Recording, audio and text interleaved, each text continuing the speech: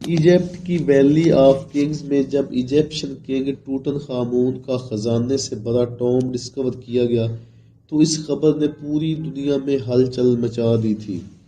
26 fit پہاڑ کے اندر چھپا ہوا یہ ٹوم 3000 سالوں میں پہلی بار کھولا گیا تھا، جس کے اندر لاتعداد خزانے اور کنگ ٹوٹن خامون کی ممی بھی موجود تھی۔ اس ٹوم میں ملنے والا سونا بالکل پیور تھا اور اس کا ٹوٹل وزن 1,03,000 تولہ سونا کے برابر تھا،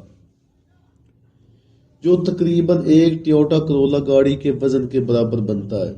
ویسے تو اس ٹوم سے ملنے والا تمام خزانہ اور گولڈ پرائس لیس ہے، لیکن اگر ایک ایسٹیمیٹ لگایا بھی جائے تو آج کے دور میں اس کی قیمت 5.5 ارب روپوں کے برابر ہے۔ ناظرین، یہ ٹوم ڈسکور ہونے کے بعد آرکیولوجسٹ یہ دیکھ کر پریشان تھے کہ آج کے ماڈرن دور میں اتنا زیادہ سونا پہاڑوں سے ڈھونڈنے اور نکالنے میں ایک مائننگ کمپنی کو کم سے کم 10 سال لگ جاتے ہیں، تو آخر 3000 سال پہلے جب نہ ہی کوئی مشینری تھی اور نہ ہی کوئی ٹیکنالوجی، تو تب ایجپشن کنگز نے یہ سونا نکالا تو نکالا کیسے اور کہاں سے؟ فرینچ گولڈ ایکسپرٹ تھامس فاشر اپنی ٹیم کے ساتھ اس مشکل ترین کام کا راز جاننے کے لیے میدان میں اترا ہے۔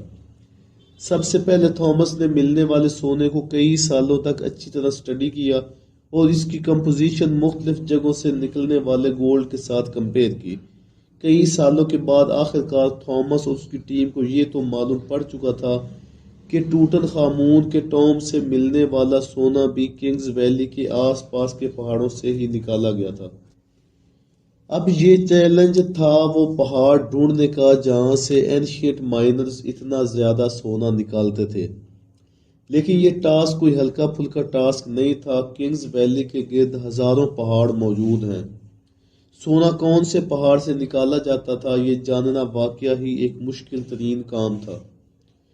گولڈ ایکسپرٹ تھامس فاشر اپنے ایک آرکیولوجسٹ دوست کے ساتھ مل کر کنگز ویلی سے 80 کلومیٹر دور ایک صحرا میں پہنچ گئے، کیونکہ اس ڈیزرٹ میں کئی ایسے پتھر موجود ہیں جس کے اندر سونے کے ذرات موجود ہیں۔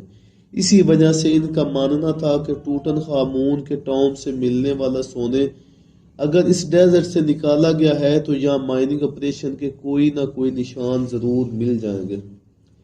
یہ صحرا 1,36,000 اسکوائر کلومیٹر تک پھیلا ہوا ہے، جہاں پانی کی کمی اور گرمی کی زیادتی کی وجہ سے زندگی گزارنا ناممکن ہے۔ تھامس کا ماننا تھا کہ اتنا زیادہ سونا اسی صحرا کے اگر کسی پہاڑ سے نکالا گیا ہوگا تو ظاہر ہے اس میں کافی زیادہ مین پاور بھی لگی ہوگی۔ تھامس اور اس کا ساتھی اسی وجہ سے صحرا کے اندر جاتے رہے اور اسی بنجر صحرا میں کئی گھنٹوں کا سفر کرنے کے بعد اور کافی اندر جانے کے بعد ان کو ایک عجیب منظر دیکھنے کو ملا۔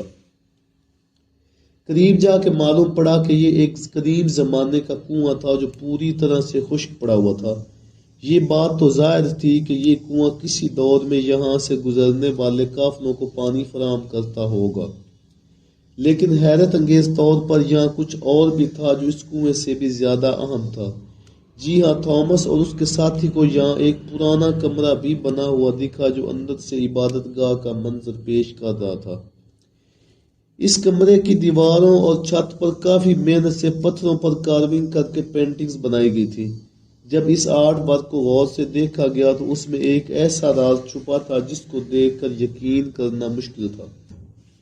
تھامس کے ساتھ آیا دوست جو کہ ایک آرکیولوجسٹ تھا، اس نے بتایا کہ اس پینٹنگ میں وہی راز چھپا ہے جس کی تلاش میں ہم لوگ نکلے ہوئے ہیں۔ پینٹنگ میں ظاہر تھا کہ صحرا میں بنا یہ کنواں ریسٹ روم کا سب سے پہلا سٹاپ تھا، جہاں پر اینشینٹ گولڈ مائنرز رکتے تھے۔ اینشینٹ گولڈ مائنرز نے کنووں اور ریسٹ ایریاز کا ایک نیٹ ورک بنایا ہوا تھا۔ اندازے کے مطابق ہر ریسٹ ایریا سے 70-80 کلومیٹر کے فاصلے پر بنا ہوا تھا، اور ایک ریسٹ ایریا سے دوسرے تک پہنچنے کے لیے ان مائنرز کی ٹیم کو کئی دن لگ جاتے ہوں گے۔ جہاں اس ریسٹ ایریا سے ملنے والی انفارمیشن تھامس اور اس کے ساتھی دیکھ کر بہت خوش بھی ہوئے، اور ان کو معلوم پڑ گیا تھا کہ ایسے کئی سٹاپ تک جانے کے لیے ان کو مزید آگے کا سفر کرنا پڑے گا، کیونکہ جس منزل تک پہنچنے کے لیے تھامس کئی سالوں سے محنت کر رہا تھا وہ منزل اب بہت قریب دکھ رہی تھی۔ اسی وجہ سے انہوں نے صحرا کی گہرائی میں جانے کا فیصلہ کر لیا تھا۔ بنجر صحرا میں ایک کے بعد دوسرا ریسٹ ایریا آتا رہا لیکن کوئی گولڈ مائن جیسی کوئی چیز نظر نہیں آئی۔ آخرکار پورے 2 دنوں کے بعد تھامس اور اس کے ساتھی کو ایک پہاڑ کے کنارے ڈھیر سارے پتھر پڑے دکھائی دیے۔ دیکھنے میں تو یہ ایک نارمل سین تھا، لیکن تھامس کا ماننا تھا کہ یہ جگہ اینشینٹ گولڈ مائنرز کا کیمپ لگتی ہے، اور ہوا بھی کچھ ایسا ہی۔ اس جگہ پر پتھروں سے بنے ہوئے کچھ ایسے ٹولز ملے جن کی مدد سے پتھروں کو توڑ کر ان کے اندر سے سونا نکالا جاتا تھا۔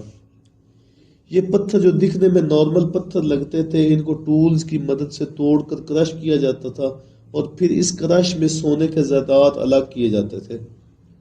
جب اس جگہ مزید سرچنگ کی گئی تو یہاں گولڈ مائننگ کے کئی ٹولز زمین پر پڑے دکھائی دیے۔ کیونکہ تھامس کو اینشنٹ گولڈ مائنرز کے بارے میں کافی زیادہ جانکاری تھی، اسی وجہ سے اس کا ماننا تھا کہ اینشنٹ مائنرز ان پہاڑوں کو کھود کھود کر ان میں ٹنلز بناتے ہیں، اور پھر ان ٹنلز میں خاص قسم کے پتھر ڈھونڈ کر ان کو مائننگ کیمپ میں لایا جاتا تھا جہاں وہ اس وقت موجود ہیں۔ یعنی کیمپ میں موجود مائنرز کی دوسری ٹیم پتھروں کو کرش کر کے ان میں سے سونا نکالتی تھی، اور پھر وہ سونا کنگز ویلی میں بھیجا جاتا تھا۔ تھامس کو ایک اینشنٹ گولڈ مائننگ کا کیمپ تو مل چکا تھا، لیکن افسوس اس بات کا تھا کہ جن ٹنلز کی وہ بات کر رہا تھا، ایسا ایک بھی ٹنل اس کو دکھائی نہیں دیا۔ شاید ہزاروں سال پہلے کھودے گئے ٹنل کمزور تھے اور زلزلے کی وجہ سے کولیپس ہو چکے تھے۔ ایکسپرٹس کا ماننا ہے کہ گولڈ مائننگ کا یہ طریقہ انتہائی مشکل ہے۔ اگر اسی وقت 100 لوگ ایک ہفتے تک لگاتار گولڈ مائننگ کا کام کرتے ہوں گے تو اس میں سے صرف 1 سپون گولڈ ہی اکٹھا کر پاتے ہوں گے۔ یعنی یہ کہنا بالکل بھی غلط نہیں ہوگا کہ ٹوٹن خامون کی ٹوم سے ملنے والا یہ سونا ہزاروں اینشنٹ مائننگ کرتے ہوں گے، اور پھر بھی انہیں یہ سونا اکٹھا کرنے میں کئی سال لگے ہوں گے۔ مائن کیا گیا سونا چھوٹے چھوٹے ذرات کی فارم میں کنگز ویلی میں بھیجا جاتا تھا، جہاں پر ایک الگ ٹیم ان کو مختلف شیپس میں ڈالتی تھی، جن میں ٹوٹن خامون کا ڈیتھ ماسک، کوفن، اسٹیچوز، جیولریز، چیئرز اور گولڈ چیریٹ بھی شامل تھا۔ 1922 میں جب ہوورڈ کارٹر نے یہ ٹوم ڈسکور کیا تھا، تب اس میں سے 5000 مختلف قسم کی چیزیں موجود۔ ان تمام چیزوں کا کیٹلاگ بنانے میں پورے 10 سال لگ گئے تھے۔ امید ہے دوستو ویڈیو آپ کو پسند آئی ہوگی۔ اگر ویڈیو پسند آئی ہے تو اپنے دوستوں کے ساتھ شیئر کریں، لائک کریں، کمنٹس کریں اور چینل کو سبسکرائب کرنا بالکل نہ بھولیں۔